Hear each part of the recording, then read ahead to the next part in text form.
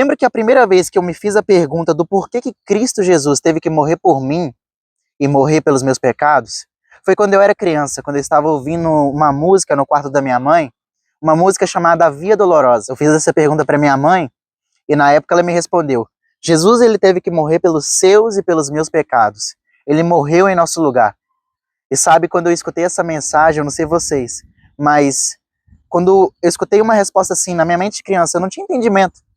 Eu comecei já a ficar preocupado, já comecei a ficar, sabe, triste, quase chorando, e eu falei com a minha mãe: mas mãe, por que eu tinha que morrer? Eu não fiz nada. Eu não entendi naquela época o porquê que Cristo Jesus ele teve que morrer por mim, mas eu entendi que a morte dele, a ressurreição, tinha algum significado. Eu acredito que eu entendi o porquê que eu preciso que ele governe a minha vida, e não para que haja governo meu. Porque eu, sendo bem sincero, eu tentei governar minha vida muitas vezes e nunca deu certo. Talvez você se pergunte, talvez você tenha passado por essa mesma situação, sabe? De você ter tentado fazer as suas escolhas, mas você perceber que cada uma delas te levou para um lugar que você talvez não gostaria de estar hoje. Nós estamos na geração da inteligência emocional, do desenvolvimento pessoal, onde as pessoas estão tentando fazer de tudo para serem pessoas melhores, ou pelo menos aparentam estar tentando. Só que deixa eu te dizer uma coisa, por mais que você tente ser melhor do que você mesmo todos os dias, você é um ser humano falho, você peca, você falha, mesmo a sua melhor versão, ela vai continuar sendo falha e pecadora. Mas quando você faz aquilo que Cristo nos orienta em João, para que ele cresça é necessário que eu diminua, quando você diminui e Jesus Cristo cresce em você, aí você se torna filho de Deus, você se torna a imagem e semelhança do Deus perfeito. Você quer melhor desenvolvimento pessoal do que esse?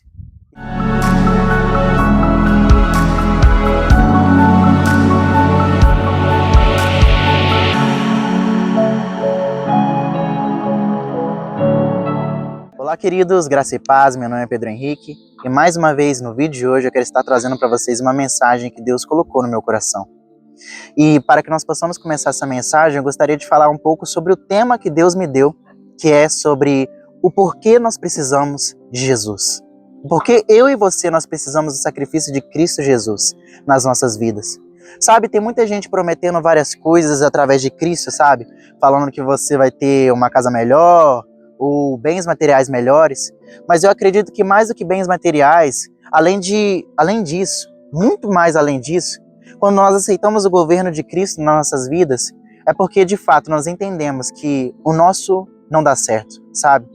Por coincidência, eu estou gravando essa mensagem numa sexta-feira de Páscoa, numa sexta-feira onde nós acreditamos que foi o dia que Cristo Jesus entregou a sua vida por amor a mim e por amor a você. E entendendo isso, eu gostaria de trazer à memória um testemunho meu pessoal, algo que aconteceu comigo quando eu era pequenino, sabe? Eu lembro que a primeira vez que eu me fiz a pergunta do porquê que Cristo Jesus teve que morrer por mim e morrer pelos meus pecados, foi quando eu era criança, quando eu estava ouvindo uma música no quarto da minha mãe, uma música chamada Via Dolorosa. Essa música eu estava escutando e naquele momento, na minha mente de criança, me veio a dúvida: por que Cristo Jesus teve que morrer por mim? Por que Jesus teve que morrer? Eu fiz essa pergunta para minha mãe e na época ela me respondeu: Jesus ele teve que morrer pelos seus e pelos meus pecados. Ele morreu em nosso lugar. E sabe, quando eu escutei essa mensagem, eu não sei vocês, mas quando eu escutei uma resposta assim na minha mente de criança, eu não tinha entendimento. Eu comecei já a ficar preocupado, já comecei a ficar, sabe, triste, quase chorando, e eu falei com a minha mãe: mas mãe, por que eu tinha que morrer? Eu não fiz nada.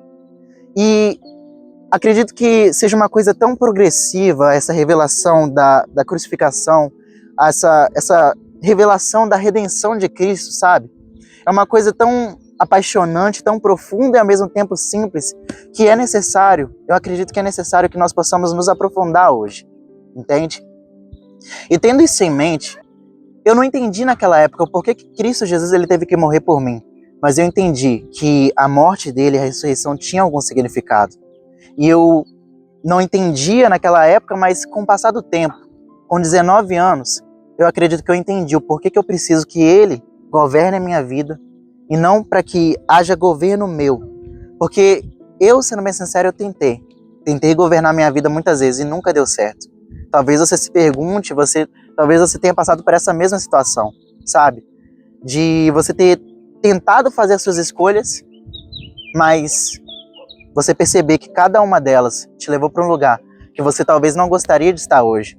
Mas eu acredito que Cristo, ele vem também para nos apontar o caminho. Ele mesmo fala: eu sou o caminho, a verdade e a vida. E ninguém vai ao Pai senão por mim. Uma coisa que nós, como seres humanos, sempre estamos buscando é uma explicação do porquê nós estamos aqui, quem nós somos e para que nós somos feitos. E isso tudo está em Deus, isso tudo está em Cristo. Eu quero dar como base da minha mensagem hoje, usar como base, um texto que se encontra no Evangelho de João, no Evangelho segundo escreveu João, capítulo 3, e o versículo 30, que é sobre uma parte da conversa que Cristo ele tem com Nicodemos, um doutor da lei. Só que quando ele vai estar falando sobre o testemunho de João Batista, ele vai falar uma frase que norteia hoje em dia a minha vida, e eu gostaria que você pudesse refletir nela também. João capítulo 3, versículo 30 vai nos dizer o seguinte, a Bíblia Sagrada diz o seguinte: a ele convém crescer, porém a mim diminuir. Eu conheço essa frase muito mais da seguinte forma: para que ele cresça é necessário que eu diminua. Sabe que aí há um poder tão grande nessa frase, que muitas vezes a gente não para meditar, né? Afinal de contas, a gente lê a Bíblia muitas vezes como livro que é lido de forma corrida, mas a Bíblia, a palavra de Deus, ela deve ser meditada, ela deve ser estudada. E entendendo isso, eu quero hoje te ensinar, através da palavra do Senhor, o porquê que nós precisamos de Cristo. A começar por mim, eu quero falar o porquê que eu preciso de Jesus Cristo na minha vida. Eu me recordo quando a primeira vez que eu fiz essa pergunta do porquê que eu preciso de Jesus na minha vida, foi quando eu tinha 4 anos de idade. E quando eu tive 4 anos de idade, eu fiz uma pergunta para minha mãe. Eu estava no quarto ouvindo uma música que se chama Via Dolorosa, que fala um pouco sobre a caminhada que Cristo teve que fazer quando ele estava carregando a cruz. E nessa música deixava muito claro que Cristo ele teve que morrer. E naquele momento eu não entendia, porque eu era criança, eu não entendia o porquê. E aí eu falei para minha mãe o seguinte: mãe, por que Jesus teve que morrer por mim? A minha mãe, ela me explicou de uma forma bem simples, da forma que me cabia entender. Ela disse o seguinte: Jesus ele teve que morrer pelos seus e pelos meus pecados. Ele morreu em nosso lugar. Só que naquele momento, como criança, depois de receber essa resposta, sabe, eu comecei até a ficar um pouco aflito. E eu falei quase chorando para ela. Ela hoje lembra disso e a gente lembra disso hoje e dá muitas risadas, né? E naquele momento eu perguntei para ela o seguinte: mas mãe, por que eu tinha que morrer? O que eu fiz de errado? Eu não fiz nada. Eu falei dessa forma, sabe? Porque eu não tinha consciência de quem eu era. E é por isso que eu não sabia o porquê que eu precisava de Cristo, sabe? E essa é uma consciência que vem, algumas coisas, alguns conhecimentos que estão na palavra do Senhor vêm quando a gente alcança uma certa maturidade. Eu não diria que é tanto uma questão de idade, mas sim uma questão de maturidade, porque eu fui entender o porquê que eu precisava de Cristo quando eu tenho atualmente 19 anos, sabe? Só que tem pessoas que deixam esse conhecimento para depois, e é aí que está o erro. Jesus ele não nos cobra que nós entendamos, que nós tenhamos a revelação, que nós entendamos algumas coisas. Quando nós somos crianças, sabe, ele perdoa o tempo da ignorância, a Bíblia diz. Mas quando nós estamos firmes nele, ele nos ensina. Mesmo talvez você tenha 20, talvez você tenha 30, ele nos ensina no tempo certo sobre o porquê que nós precisamos de nós. Lá está. Ninguém aqui pode falar, eu fui até ele, não. Na maioria das vezes, sempre foi ele que veio até nós. A Bíblia diz que ele nos amou primeiro. E entendendo isso, quando eu cheguei a ter 19 anos e estando nesse mesmo lugar aqui, eu fiz um voto com Cristo. Eu falei: Deus, eu já tentei muito do meu jeito. E eu percebi que todas as escolhas que eu podia fazer para poder acabar com a minha vida, eu entrei por essas escolhas. Então, por favor, governa a minha vida. Quando eu entendi isso, quando eu entendi quem eu era e quem ele era, quando eu entendi a minha natureza e quando eu entendi quem ele era, eu percebi que eu precisava dele. Não para ter bens materiais melhores, não para ter, sabe, conforto ou luxo, pelo contrário. Eu entendi que eu precisava que, justamente aquilo que João está falando, de que eu diminuísse e que ele crescesse. Agora eu quero falar sobre um pouco sobre quem nós somos. Eu gostaria de conduzir essa mensagem falando um pouco sobre quem nós somos. Quem nós somos e quem Cristo é. E tudo aquilo que diz respeito ao ser humano, eu vou chamar nessa mensagem de o homem natural. Aquilo que nós naturalmente, como homens, desejamos, as nossas inclinações. Então, para que nós possamos ter um texto base sobre isso, eu quero ler com vocês Gênesis capítulo 3. O capítulo da criação, o livro da criação. Eu quero ler com vocês Gênesis capítulo 3 para que nós possamos entender quem nós somos e quem Cristo é. O que é o homem natural? O que ele faz com a sua vida, com o governo que Deus mesmo permitiu a ele, se ele não permitir com que Deus governe a sua vida. Então, eu quero ler com vocês a partir do versículo 1 e nós vamos ler o capítulo inteiro. E a Bíblia Sagrada vai dizer o seguinte: Ora, a serpente era a mais astuta de todas as alimárias do campo que o Senhor Deus tinha feito. E esta disse à mulher: É assim que Deus disse? Não comereis de toda a árvore do jardim? E disse a mulher à serpente: Do fruto das árvores do jardim comeremos, mas o fruto da árvore que está no meio do jardim, disse Deus, não comereis dele, nem nele tocareis, para que não morrais. Então a serpente disse à mulher: Certamente não morrereis, porque Deus sabe que no dia em que dele comerdes, se abrirão os vossos olhos, e sereis como Deus, sabendo o bem e o mal. E vendo a mulher que aquela árvore era boa para se comer, agradável aos olhos e árvore desejável para dar entendimento, tomou do seu fruto e comeu, e deu também ao seu marido, e ele comeu com ela. Vamos ler até aqui, até o versículo 6. Uma coisa que eu acho muito interessante é que quando o homem natural ele entra em cena, nós vamos perceber que ele não estava desconectado com Deus quando ele começa a cair, quando ele começa a pecar, quando ele começa a destruir a sua vida. Não, ele estava conectado com Deus. Só que, lendo Gênesis 3, cai a ficha de que muitas vezes nós estamos espalhando heresias. O que é isso? Coisas que não estão na Bíblia. Um entendimento está sendo passado no mundo afora de que todos nós somos filhos de Deus. Isso não é verdade. Primeiro de tudo, porque não tem como você ser pai de alguém que não te aceita como pai. Não tem como você ser pai de alguém que não te reconhece como pai. E segundo, porque a Bíblia diz que todo aquele que é filho de Deus vive aquilo que agrada ao Senhor. Reconhece que Jesus Cristo é o único e suficiente Salvador pelos seus pecados, pelo aquilo que afasta o ser humano de Deus. E a partir desse reconhecimento, desse sacrifício, ele começa a entender que Cristo, mediante a esse sacrifício, o tornou também semelhantemente a ele, filho de Deus. Então, entendendo isso, Adão, quando nós vamos ver aqui, homem e mulher, na sua natureza pecaminosa, eles têm a necessidade de se provar. O homem natural tem a necessidade de se provar. Porque não entende que Deus o fez à sua imagem e semelhança, nós temos uma tendência muito grande a querer provar para as pessoas quem nós somos. Provar o nosso valor. Talvez você comece já a entender e comece já a se ver nessa mensagem.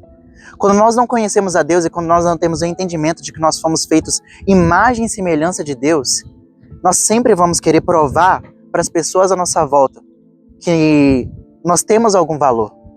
Só que se a gente entendesse claramente que nós fomos feitos à imagem e semelhança de Deus, nós certamente não tentaríamos provar para as pessoas o nosso valor, porque nós saberíamos que o nosso valor está naquele que nos criou. Ele mesmo disse, Gênesis capítulo 1, versículo 26, façamos o ser humano a nossa imagem e semelhança. E assim Deus nos fez. Ele fez cada um de nós a sua imagem e semelhança. E entendendo isso, nós vamos entender que o homem natural, ele tenta provar o seu valor. É assim que funciona. Agora, quando nós vamos voltar para o texto, a partir do versículo 6 de Gênesis capítulo 3, outra característica do homem natural. A Bíblia vai dizer o seguinte: Então foram abertos os olhos de ambos e conheceram que estavam nus, e cozeram folhas de figueira e fizeram para si aventais. E ouviram a voz do Senhor Deus que passeava no jardim pela viração do dia, e esconderam-se Adão e a sua mulher da presença do Senhor Deus, entre as árvores do jardim. Versículo 9. E chamou o Senhor Deus a Adão e disse: Onde estás? Primeira coisa que nós entendamos aqui. A segunda coisa que nós vamos entender aqui é que o homem natural, ele certamente vai tentar depois de provar o seu valor, depois de cair no erro de destruir a sua essência, ele começa a tentar se esconder. Ele cai em si, ele percebe a maldade que o rodeia, porque a Bíblia vai dizer em Gênesis capítulo 2 que homem e mulher estavam nus e eles não se envergonhavam. Só que a partir do momento que eles conhecem o pecado e a maldade, eles começam a entender que agora eles sentem vergonha. Eles começam a ter esse entendimento da maldade, por causa dessa visão distorcida da obra do Senhor, eles começam a ver maldade naquilo que Deus criou. E por isso eles sentem vergonha, porque antes eles não conheciam. E depois, eles tentam se afastar do Senhor. Isso é uma coisa muito importante de se entender. O pecado, ele não afasta Deus de você. O pecado afasta você de Deus. Porque o que a Bíblia diz? A Bíblia vai dizer que na viração do dia, ou seja, como de costume, Deus já fazia isso, toda a viração do dia ele ia ter com Adão e Eva. Só que no momento que o homem peca, essa conexão é rompida. Então Deus ele vai fazer uma pergunta não informativa, porque Deus ele sabe de todas as coisas. Ele vai fazer uma pergunta onde ele está reagindo à separação. Ele vai falar o seguinte: por que aquilo que eu criei para mim, eu fiz para mim, fiz para eu ser como morada, agora pela primeira vez está desconectado de mim? Ele está reagindo a essa separação. E depois que nós entendemos isso, nós vamos perceber que o homem natural ele tem uma tendência a fugir da presença de Deus quando ele erra. Mas Deus ele sempre está disponível para o reencontro. Continuando no versículo 10, a Bíblia vai dizer o seguinte, olha a resposta do ser humano. E ele disse: ouvi a tua voz soar no jardim e temi, porque estava nu e escondi-me. E Deus disse: quem te mostrou que estavas nu? Comeste tu da árvore que te ordenei que não comesses?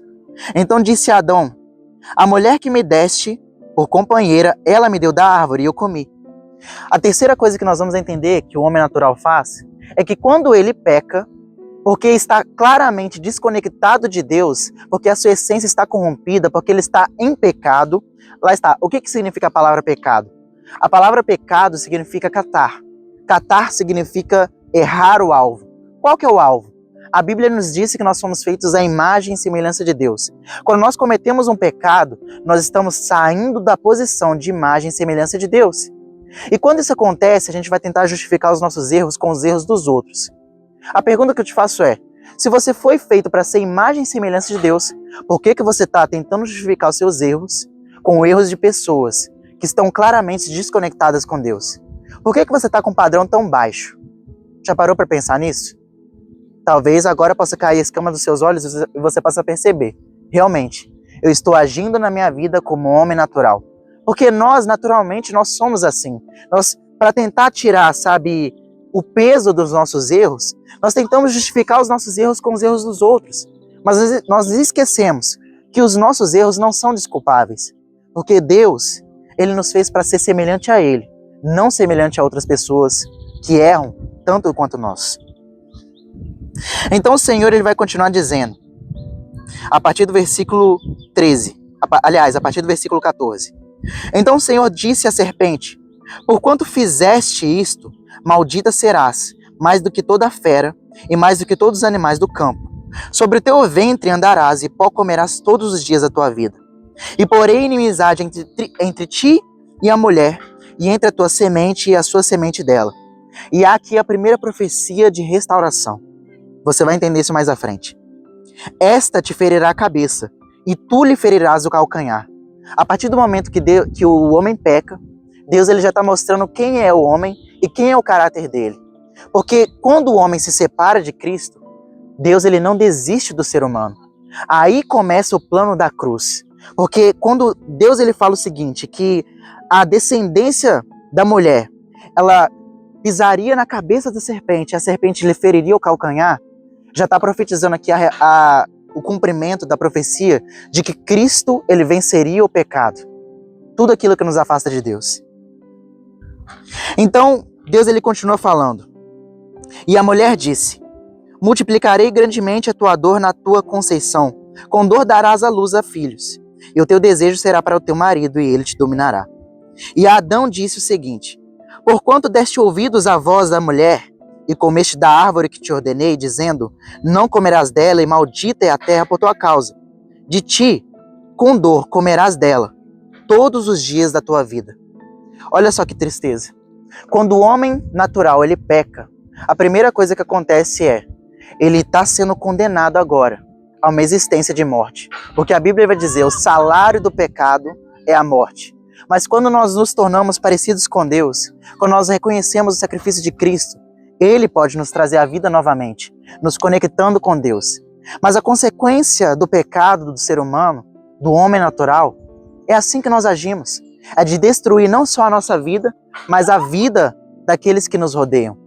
Quantos de nós não tomamos escolhas erradas e por causa disso nós não prejudicamos a vida de muitas pessoas inocentes? Assim foi com o primeiro homem. Por causa do seu pecado, a Bíblia vai dizer que maldita é a terra por causa dele. E com dor, todos os dias comeremos dela, todos os dias da nossa vida. Espinhos e cardos também te produzirá e comerás erva do campo. No suor do teu rosto comerás o teu pão, até que te tornes da terra, porque dela foste tomado, por conta és pó, e em pó te tornarás. Ou seja, o salário do pecado é a morte. Quando nós nos afastamos de Deus, que é a vida, nós estamos voltando a nossa existência para a morte. E assim foi com o primeiro ser humano. E a Bíblia vai dizer o seguinte, então. E chamou Adão o nome da sua mulher de Eva, porquanto era a mãe de todos os seres viventes. E o versículo 21, outra ação que demonstra o caráter de Deus, a diferença do caráter do homem e do caráter de Deus. E fez o Senhor Deus a Adão, a sua mulher, túnicas de pele, e os vestiu. Quando você lê a primeira vez e não analisa o contexto do versículo, a profundidade do versículo, você apenas pensa, Deus ele só simplesmente fez roupas para poder cobrir Adão e Eva. Mas a realidade aqui é que houve o primeiro sacrifício. Para não ter que punir o ser humano na sua completude, o que Deus faz? Ele pune a criação, sacrifica um animal para que desse animal ele pudesse cobrir os pecados do ser humano. E então o Senhor continua dizendo, então disse o Senhor Deus, eis que o homem é como um de nós, sabendo o bem e o mal. Ora, para que não estenda sua mão e tome também da árvore da vida, e coma e viva eternamente, o Senhor Deus, pois o lançou fora do jardim, do Éden, para lavrar a terra, da qual tinha tomado. E havendo lançado fora o homem, pôs querubins no oriente do jardim do Éden, e uma espada inflamada que andava ao redor, para guardar o caminho da árvore da vida.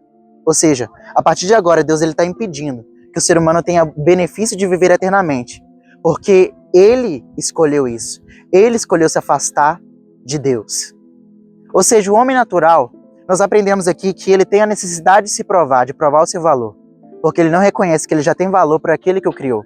O homem natural, ele se esconde de Deus. O homem natural, ele causa a sua própria destruição. E não só a sua própria destruição, mas a destruição de todos à sua volta. Porém, qual que é a atitude de Deus? A atitude de Deus é sempre trazer o homem para perto dele. A partir do momento que o homem peca, porque nada pode pegar Deus de surpresa, ele começa o plano de restauração através de Jesus. Ele começa o plano da cruz. E então ele já profetiza, da descendência da mulher, haverá um homem que pisará a cabeça da serpente, e essa lhe ferirá o calcanhar. O que Deus está falando aqui? Que o homem ele vai vencer o pecado, que um homem um dia vencerá o pecado, um homem nascido de mulher. Jesus nasceu de Maria, mas da essência do Senhor, e ele venceu o pecado. Depois nós vamos perceber que em Gênesis capítulo 21, a Bíblia vai dizer o seguinte, então fez o Senhor Deus a Adão e a sua mulher túnicas de pele. O que Deus está fazendo aqui? Sacrificando a criação, para não ter que punir o ser humano na sua completude, porque o homem, a partir do momento que ele peca, ele era para ter sido fulminado naquele momento. Só que Deus mostra misericórdia e amor. Quando eu percebi que pelas minhas decisões, eu faria exatamente a mesma coisa que o primeiro homem fez, porque essa é a natureza do homem natural, eu percebi que eu precisava de alguém que me amasse e que fosse perfeito, que não errasse, para poder governar a minha vida. E esse alguém é Deus, porque Deus mesmo no início já demonstra sua misericórdia e amor.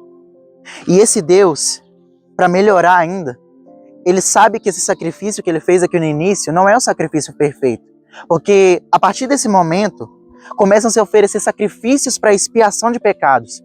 Só que um dia foi oferecido um sacrifício perfeito, para que assim fosse pago todos os pecados, os meus e os seus, o sacrifício de Cristo Jesus, porque ele era um cordeiro sem mancha e sem mácula, porque ele nunca pecou. O homem, a partir daí nós vamos perceber que Deus ele vai tentar fazer várias alianças com o homem, e o homem vai quebrar todas essas alianças. Então o que Deus faz? Envia alguém que nunca vai traí-lo, que nunca vai errar com ele. Alguém que pode pagar os preços dos seus e dos meus pecados, porque ele veio aqui como homem, assim como eu e você. Só que a diferença é que esse homem não é um homem apenas natural. Ele é um homem espiritual, que é Jesus, o Filho de Deus, o Deus encarnado, que se despiu da sua glória por amor a mim e a você. E agora, para que você possa não ter dúvida de que esse Jesus, você precisa dele, olha só o que ele vai fazer em Mateus capítulo 27. Esse aqui já é o contexto da crucificação, no momento do auge da sua dor. E mesmo assim ele demonstra amor para cada um de nós, até mesmo para aqueles que estavam o ofendendo naquela cruz.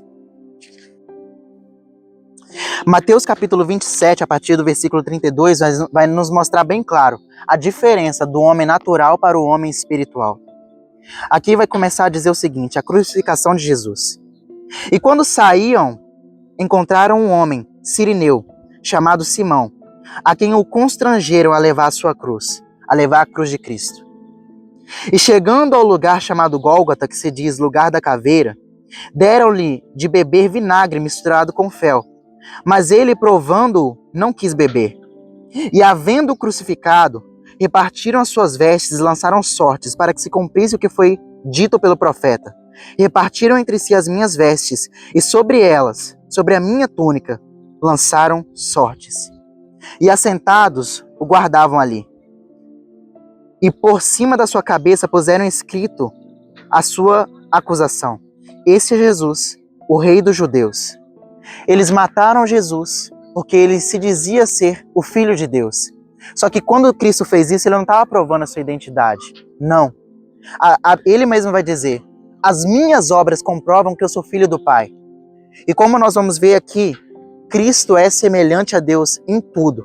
Nós vamos perceber que mesmo o homem tendo traído ele, mesmo aqueles que deveriam amá-lo, estavam rejeitando ele naquele momento, ele não rejeitou cada um de nós.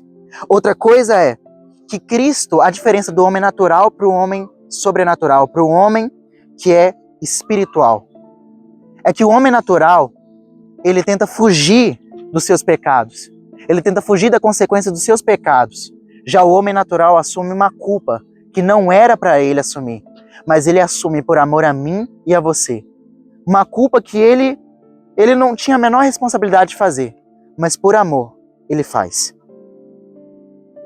E aqui a Bíblia continua nos dizendo, e foram crucificados com ele, com Jesus, 2 salteadores, um à direita e outro à esquerda. E os que passavam blasfemavam dele, balançando as cabeças, e dizendo, tu que destróis o templo em 3 dias e o reedificas, salva-te a ti mesmo. Se és o Filho de Deus, desce da cruz. E da mesma maneira também os príncipes dos sacerdotes, como com os escribas, anciãos e fariseus, escarnecendo diziam, salvou os outros, e a si mesmo não pode salvar-se. E se é rei, se é o rei de Israel, desce agora da cruz, e crê-lo-emos. E confiou em Deus, livra-o agora, se o ama, porque disse, sou filho de Deus. E o mesmo lhe lançaram também, em rosto, os salteadores, que com ele estavam crucificados.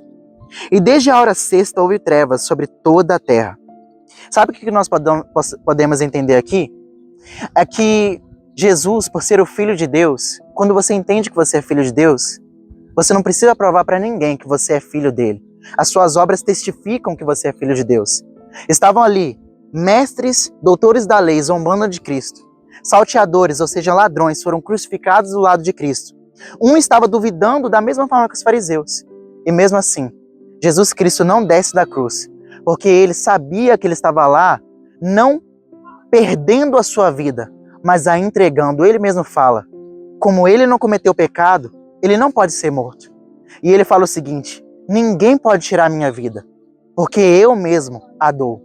Ele fez isso por amor a mim e a você. Então, entendendo isso, a Bíblia continua nos falando o seguinte, E perto da hora nona, exclamou Jesus em alta voz, dizendo: Eli, Eli, lama sabachthani. Isto é, Deus meu, por que me desamparaste? O homem natural, quando ele se afasta, Deus vai atrás dele. Agora, quando o homem natural não peca, mas está sendo envolto pelos pecados meus e seus, e de todos aqueles que haveriam de vir, e de todos aqueles que vieram antes dele, quando ele está pagando essa pena do pecado, mesmo não tendo pecado, ele que pergunta para Deus: Deus, cadê você? Eu não sinto a sua presença. Pela primeira vez, o filho está desconectado do pai, porque agora, por estar carregando os pecados da humanidade, o pai não consegue lidar com isso. Mas mesmo assim, isso não significa que Deus o abandonou. Isso significa que naquele momento Deus entendeu que não era tempo dele falar. Era tempo de Cristo fazer aquilo que ele se propôs a fazer por amor a cada um de nós. A Bíblia continua nos contando o seguinte sobre o que aconteceu com ele. E alguns dos que estavam ali ouvindo isto diziam: Este está a chamar por Elias. E logo um deles, correndo, tomou uma esponja e embebeu-a a vinagre, e pondo-a numa cana, dava-lhe de beber. E os outros, porém, diziam: Deixa, vejamos se Elias vem livrá-lo. Mais uma vez, escarnecendo, zombando de Cristo. E Jesus, chamando outra vez com grande voz, clamando outra vez com grande voz, rendeu o Espírito. E a partir disso, a partir do momento que Cristo entrega o seu Espírito por amor a cada um de nós, até mesmo seus inimigos reconhecem que ele era filho de Deus. Porque em todo esse tempo, crucificando pessoas, ladrões, da pior espécie, a crucificação não era algo bonito, era uma maldição. Mas Deus, que transforma a maldição em bênção, transformou a maldição de um homem em bênção para todos os homens. E a partir desse momento, nós vamos perceber o seguinte: que Jesus, tendo entregue o seu Espírito, olha só o que aconteceu. Diferente do primeiro homem, que tentou fugir da punição e foi punido pelo seu pecado, Jesus Cristo não foi punido pelo seu pecado. E ele fez o seguinte: aconteceu o seguinte: eis que o véu do templo se rasgou em dois, de alto a baixo, e tremeu a terra e se fenderam as pedras. E abrindo-se os sepulcros, e muitos corpos de santos que dormiam foram ressuscitados. E saindo dos sepulcros depois da ressurreição dele, entraram na cidade santa e apareceram a muitos. E o centurião e os que com ele guardavam a Jesus, vendo o terremoto e as coisas que haviam sucedido, tiveram grande temor e disseram: verdadeiramente, esse era o Filho de Deus. Quando o primeiro homem, o homem natural, ele foge da sua punição, tenta justificar os seus pecados. Quando o homem natural destrói a criação, a perfeição de Deus, aquilo que Deus havia criado, ele condena todos os homens e mulheres que viriam depois dele a não terem um relacionamento de proximidade com Deus. Na realidade, nós éramos inimigos de Deus a partir do momento que nós escolhemos nos voltar contra ele através do pecado, ou seja, deixar de ser parecido com ele. Quando nós tentamos governar a nossa vida, é assim que nós fazemos. Nós fazemos tudo aquilo que Deus abomina. Mas quando Cristo ele vem, ele se entrega por amor a mim e a você. O homem espiritual, Jesus, o Filho de Deus, o homem perfeito que andou sobre essa terra e nunca cometeu nenhum pecado, ele é condenado pelos seus e os meus pecados por amor a mim e a você. E ele decide, a partir desse momento, se entregar a nós. E a Bíblia vai dizer que a partir daquele momento, o véu se rasgou. O que era esse véu? Esse véu era do lugar santíssimo, ou seja, era onde ficava a Arca da Aliança, era onde só o sumo sacerdote poderia entrar para poder oferecer sacrifício ao próprio Deus vivo. Só que naquele momento, no momento que Cristo é morto, o véu se rasga. E naquele momento que ele se entrega, todos os homens e mulheres que não poderiam ter acesso direto ao Pai, agora por um único intermediador, que é Cristo Jesus, agora têm acesso direto ao Pai. Podem falar com Ele, podem ter agora um relacionamento com o Pai e agora podem viver eternamente com Ele, por causa que os seus pecados foram pagos e foram libertos através do sacrifício de Cristo Jesus. Essa é a maravilha da redenção. Essa é a maravilha da graça de Deus. Ele morreu por mim e por você, Ele ressuscitou para que todos nós pudéssemos ter vida, vida em abundância. Ele mesmo sendo homem, mesmo sendo criticado, não teve que provar para ninguém que ele era o Filho de Deus. Ele sendo igual ao Pai, ele mostrou para todos que ele era o Filho de Deus. Agora você entende por que você precisa de Cristo? Eu, quando estava aqui, nos meus 19 anos, quando eu estava aqui nesse parque, uma vez eu vim para cá, depois do trabalho, e tendo me dado conta, quando a ficha caiu, quando a escama dos meus olhos caíram e eu pude perceber que eu estava fazendo exatamente aquilo que o homem natural estava fazendo, estava destruindo a minha vida aos poucos, escolhendo todo tipo de ação que me afastava de Deus, tentando governar a minha vida sem direção. Eu pude perceber naquele momento, e eu pude falar com Deus o seguinte: Deus, eu não confio em mim, porque eu, sozinho, eu vou me destruir. Mas se eu tiver você como meu Senhor e Salvador, eu sei que eu posso confiar em Ti. E eu sei que a minha vida, não só a vida aqui na terra, mas a minha vida eterna, ela vai estar garantida pelo seu sacrifício, pelo seu amor. Sabe, nós estamos na geração da inteligência emocional, do desenvolvimento pessoal, onde as pessoas estão tentando fazer de tudo para serem pessoas melhores. Ou pelo menos aparentam estar tentando. Só que deixa eu te dizer uma coisa. Por mais que você tente ser melhor do que você mesmo todos os dias, você é um ser humano falho. Você peca, você falha. Mesmo a sua melhor versão, ela vai continuar sendo falha e pecadora. Mas quando você faz aquilo que Cristo nos orienta em João, para que ele cresça é necessário que eu diminua, quando você diminui e Jesus Cristo cresce em você, aí você se torna filho de Deus, você se torna a imagem e semelhança do Deus perfeito.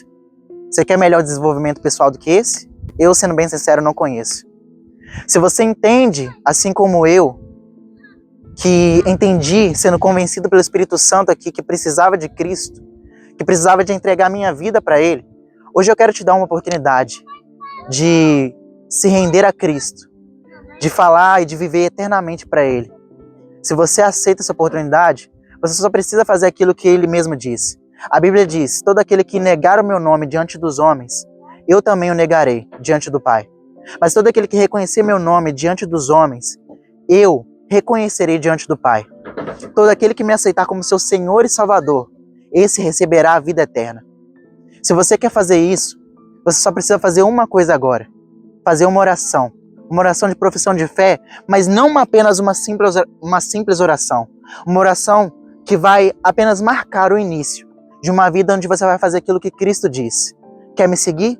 Então negue-se a si mesmo. Negue a sua vontade, os seus planos, os seus sonhos e vem me seguir. E acredite, não se preocupe em negar os seus sonhos, não.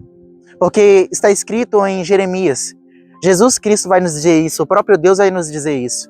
Eu é que sei os planos que tenho a teu respeito. São planos de paz e não de mal. Planos de vos dar um futuro de esperança. O futuro que na realidade talvez você não saiba, mas é o que você precisa, de verdade. Se você quer aceitar Jesus Cristo, eu gostaria que você fizesse essa oração comigo e repetisse ela comigo neste momento. Uma oração bem rápida de confissão de fé, que apenas vai marcar o início da sua caminhada com Cristo. Daqui, desse mundo natural, para a eternidade. Se você quer fazer isso, feche seus olhos e repita comigo essa oração. Senhor Jesus, eu reconheço o Senhor como meu Salvador, como meu Senhor. Eu declaro, meu Pai, que eu não quero mais tentar fazer do meu jeito, porque o meu jeito não dá certo. Eu já tentei, eu estou perdido, eu preciso da Tua direção. Por isso, eu me rendo a Ti. Escreve meu nome no livro da vida, onde ninguém pode apagar. Eu sou Teu filho e eu Te aceito como meu Senhor e Salvador. Amém. Se você fez essa oração, só não se esqueça de fazer mais uma coisa. Escreva nos comentários aqui: eu aceitei Jesus como meu Senhor e Salvador, para que você possa reconhecer diante dos homens que Cristo é o seu Senhor e que agora você vai fazer do jeito dele e não do seu. E mais uma coisa: se você é cristão agora, porque você é seguidor de Cristo, eu quero te propor que você faça aquilo que ele nos ensina, que é congregar com os nossos irmãos. Procure uma igreja que professe Jesus Cristo como seu Senhor e Salvador. Lá você não vai encontrar pessoas perfeitas, assim como você não é perfeito. Mas como eu te ensinei através dessa mensagem, o seu alvo não é ser como aquelas pessoas. O seu alvo é ser parecido com Cristo. Então por que eu preciso de pessoas que querem ser parecidas com Cristo, mas que não são perfeitas como eu? Porque Cristo quis assim. Ele disse para que todos nós congregássemos e fôssemos a sua igreja, o corpo de Cristo. Nós, individualmente, nós somos membros. O que acontece com o membro fora do corpo? Ele apodrece. Mas quando nós estamos juntos como membros do corpo de Cristo, como uma igreja que busca servi-lo, que busca de fato ser parecido com Cristo, nós certamente vamos conseguir chegar firmes com Ele, até que Ele venha, como Ele mesmo prometeu. Ele foi para o Pai, mas Ele voltará para buscar a sua igreja santa e imaculada. Se você pecar, peça perdão e volte agora pelo caminho do arrependimento, assim como você fez hoje, todos os dias da sua vida, para que assim você possa estar atento, para que Cristo, quando Ele voltar, você não seja pego despercebido, mas você vá com Ele morar na eternidade, assim como você declarou hoje através dessa oração. Amém? Deus te abençoe. Até a próxima mensagem.